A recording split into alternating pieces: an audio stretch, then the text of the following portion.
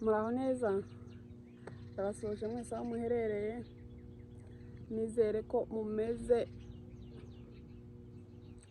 fresh. Nanjye meze neza, ndakomeye, ndashima Imana. Ku batameze neza mwihangane, Imana irababona, Imana izabakiza. Ari abagwaye, ari abafite ibibazo bitandukanye, God will be with you guys. So kandi nashatse kubereka ubu nyine turi saa moya n'igice za nijoro, ariko dore izuba rihari. Ku bantu batari muri Amerika ni ibitangaza. Mbatera agastori gatoya nkigera muri Amerika, saa moya zarageze. Twahise muri spring, hari mu kwezi kwa gatanu, kwa kuri iminsi ine. Umva hari spring time nyine, aba ari igihe nyine twegereje summer, igihe cy'izuba ryinshi. Noneho saa moya zikagera, saa mbiri zikagera, hakiri izuba, ariko nkumva mfite ibitotsi. Abacu haracyari kare, haracyari kare.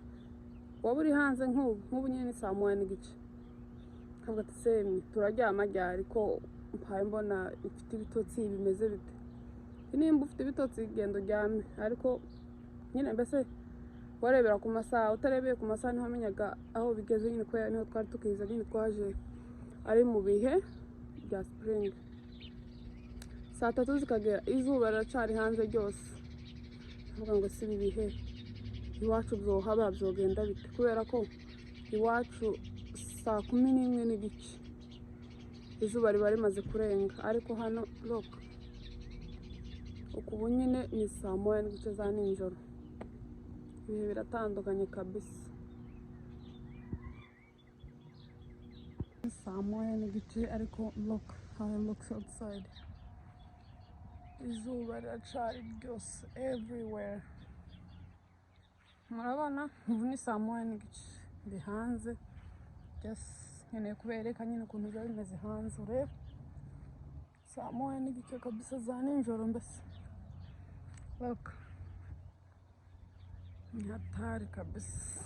Look saa moya n'igice za nijoro, ibintu birakomeye kabisa, isi ziratandukanye.